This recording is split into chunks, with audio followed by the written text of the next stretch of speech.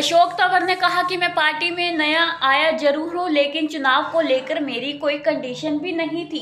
सिरसा से कांग्रेस की सीट पर चुनाव हार मेरी हार नहीं, बल्कि कांग्रेस की उस सिस्टम की हार थी। कांग्रेस पार्टी लठमार पार्टी है, जिसकी वजह से पार्टी छोड़ दी थी। बीजेपी का उद्देश्य 2047 तक विकसित भारत बनाने का उद्देश्य है। बीजेपी 400 पार पर लड़ाई लड़ रही, जबकि लेकिन कांग्रेस के पास तो चुनाव में उम्मीदवार खड़े करने के लिए उम्मीदवार नहीं है। उन्होंने कहा कि रोहतक लोकसभा सीट कोई हॉट सीट नहीं है। बीजेपी 10 की 10 सीटें जीतकर मोदी की झोली में डालने का काम करेंगे। वहीं सीएम बदलने पर बोले कि प्रदेश में सत्ता परिवर्तन हुआ है, लेकिन किसी प्रकार से शोर शराबा नहीं हुआ। कांग्रेस में होता तो एक दूसरे की टांग खींचने में लगे हुए होते। वहीं जेजेपी बीजेपी गठबंधन पर बोलते हुए कहा कि 4.5 साल तक गठबंधन चला। जनता के अनुसार यह गठबंधन अब नहीं है, मगर इस बार इतनी सीट हम जीतेंगे, किसी गठबंधन की जरूरत ही ना पड़े।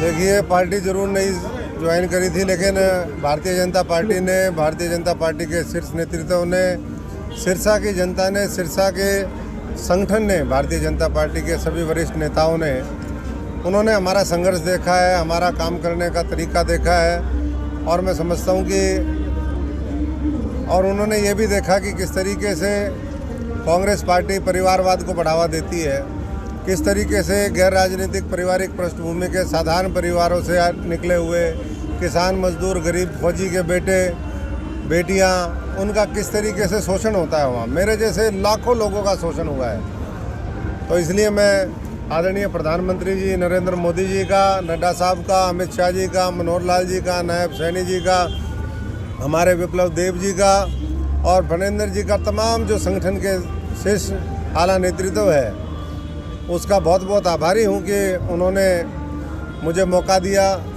और मैं तो बिना किसी कंडीशन के आया था, और भारतीय जनता पार्टी में कोई कंडीशन भी नहीं चलती है। तो उन्होंने विश्वास जताया है, तो मुझे पूरा यकीन है कि सिरसा की जनता ये साबित करेगी कि अशोक तंवर नहीं हारा था, वो कांग्रेस पार्टी हारी थी। कांग्रेस के माड़े कर्म हारे थे, कांग्रेस का भ्रष्टाचार हारा था। कांग्रेस ने जिस तरीके से भेदभाव किया था इस इलाके में, जिस तरीके से उनके लोग समाज को बांटने का काम करते हैं, तो ये उसकी हार थी। मैं मोदी जी के 2047 का जो विकसित भारत का संकल्प है, और जिस तरीके से 10 वर्षों में उन्होंने मजबूत बुनियाद रखी है, अभूतपूर्व इंफ्रास्ट्रक्चर का डेवलपमेंट किया, गरीब कल्याण का कार्य किया, किसान, मजदूर, हर वर्ग को उन्होंने आगे बढ़ाने का काम किया।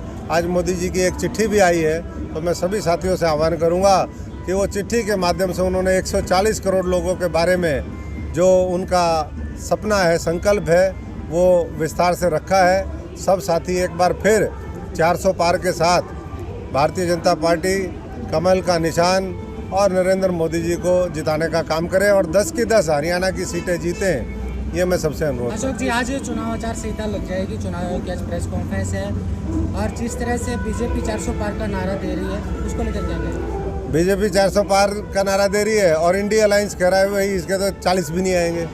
तो एक तरफ 40 से नीचे रहने की लड़ाई है और दूसरी तरफ 400 पार करने की लड़ाई है। कल ही एक टीवी का चैनल का सर्वे आया, न्यूज़ 18 का, उसमें दिखाया 411 एनडीए जो अलायंस है वो पार करेगा और इंडिया अलायंस जो है वो बुरी तरीके से शिकस्त खाएगा। और उसी का परिणाम है कि आज विपक्ष के पास उम्मीदवार ही नहीं है। भारतीय जनता पार्टी ने अपने उम्मीदवार तय कर दिए, लोग मैदान में उतर गए, लोग काम कर रहे हैं, लोगों से कनेक्ट कर रहे हैं, मजबूत संगठन है, लोगों के अंदर विश्वास है कि सांस्कृतिक हमारा जो धार्मिक गौरव है उसको अगर कोई वापस ला सकता है और पूरे दुनिया के अंदर इस भारतवर्ष की प्रतिष्ठा अगर बढ़ा सकता है तो भारतीय जनता पार्टी और नरेंद्र मोदी। मुद्दे क्या रहेंगे आप लोगों के? मुद्दे तो सारे ही मुद्दे हैं, हर वर्ग आगे बढ़े, ये देश आगे बढ़े, हरियाणा आगे बढ़े, वही सबसे बड़ा एजेंडा है और उसमें सारी चीज़ें आ जाती हैं। 10 वर्ष में बहुत तेज़ी के साथ मनोहर लाल जी ने इस प्रदेश को बढ़ाने का काम किया और मोदी जी और वो जो डबल इंजन जो चला है, मैं समझता हूँ कि और ताकतवर इंजन हमारे को बनाने का काम करना है ताकि 140 करोड़ लोग बहुत तेज़ी के साथ उस इंजन के साथ आगे बढ़े। मुख्यमंत्री का चेहरा बदलना तो कहीं ना कहीं भाजपा के लिए ये नुकसानदायक नहीं होगा? नहीं, भाजपा के लिए किस तरह ना, बिल्कुल सत्ता का हस्तांतरण इतने सरल सौम्य अनुशासित तरीके से हुआ, इतने प्यार प्रेम में हुआ। कांग्रेसी होता तो कोई नीचे यूँ झुकता ना तो टांगे खींच लेता दोबारा। और वो देखो यही तो हुआ, मध्य प्रदेश, छत्तीसगढ़, राजस्थान, सब जगह 2.5 साल का फार्मूला बनाया और जब वो पूरा नहीं हुआ तो सब साफ हो गए। तो यहाँ जो है मनोहर लाल जी ने एक त्याग की मूर्ति के रूप में अपने आप को पेश किया। संत महात्माओं के रास्ते दिखाए हुए रास्ते पर चलते हुए उन्होंने संत कबीर कुटीर वो वहाँ पर जितना समय बिताना था बिताया। अब देश की राजनीति में पार्टी बड़े रोल के लिए उनको देख रही है। पूर्ण बहुमत के बावजूद सेंटर में बीजेपी अपने सहयोगियों को साथ लेकर चलती है, तो हरियाणा में तो पहले से सहयोगी थे, तो अलग होने का क्या कारण आप समझते हैं? अलग देखिए, ये तो जन भावनाएं देखी जाती हैं। पार्टियों का कई बार सामंजस्य, कई बार सीट शेयरिंग वो चाहते हैं, पार्टी उतना उस तरीके से नहीं करती। जनता का फीडबैक, तो जनता के फीडबैक के आधार पर ये फैसला हुआ है। बाकी मैं समझता हूँ कि जब तक गठबंधन चला अच्छा काम हुआ। और अब हम जो है आने वाले समय में सुनिश्चित करेंगे सब लोग मिलकर के हरियाणा की जनता के आशीर्वाद से कि जो आंकड़ा है वो इतना आगे जाए कि किसी के समर्थन और सहयोग की जरूरत ना पड़े। रोहतक लोकसभा सीट कितनी महत्वपूर्ण है? कह रहे हैं कि अगर रोहतक सभा दीपेंद्र उठता है तो विधानसभा में इसका पूरा असर होता है। पिछली बार बूथ कैप्चरिंग करवाई थी कांग्रेस ने, मैं तो कांग्रेस का अध्यक्ष था, मुझे पता है। मेरे को शिकायत आई थी कि बूथ कैप्चरिंग कर रहे हैं लोग, तो इसलिए इतना कम मार्जिन रहा था। इस बार निष्पक्ष चुनाव होगा तो मार्जिन 2, 3, 5, 10 लाख तक पहुंचेगा। कल मैं करनाल गया हुआ था, नीलोखेड़ी भाई हमारे गुरमेज गोंदर जी और हम सारे साथी साथ थे। करनाल के लोग कह रहे थे मनोहर लाल जी ने 10 साल सेवा करी है। अरे भाई 10 लाख वोटों के मार्जिन से उनको देश की सबसे बड़ी पंचायत में पहुंचाने का काम करेंगे, ये जज्बा है।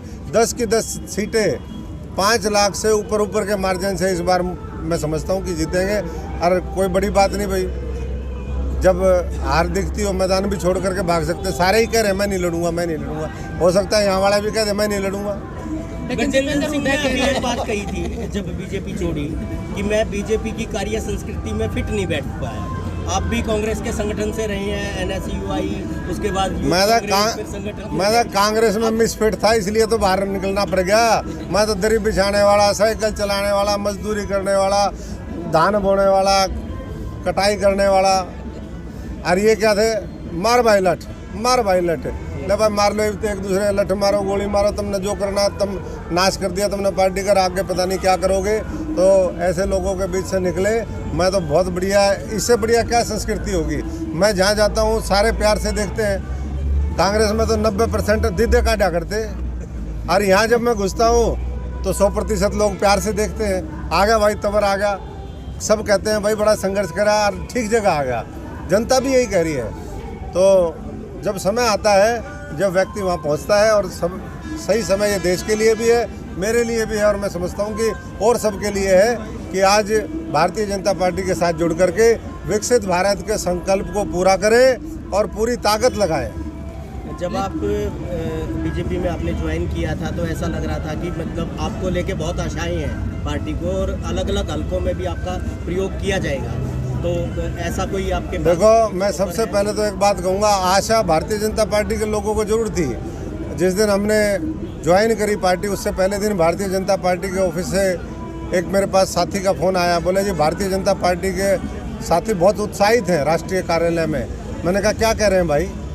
बोले जी एक सच्चा, ईमानदार, मेहनती, चरित्रवान व्यक्ति हमारे पास आ रहा है। तो ये मैं 30 साल के राजनीतिक करियर में इतना बड़ा, मेरे लिए मैं समझता हूँ कि बहुत बड़ी बात उन्होंने कही है, और इसी के ऊपर हम खरा उतरने का काम करेंगे। और आने वाले समय के लिए पूरी तैयारी जो है वो भारतीय जनता पार्टी की है, और आप भी सब साथी जो है उस संकल्प के साथ जुड़ करके आगे बढ़ें। बहुत बहुत धन्यवाद, थैंक यू जी।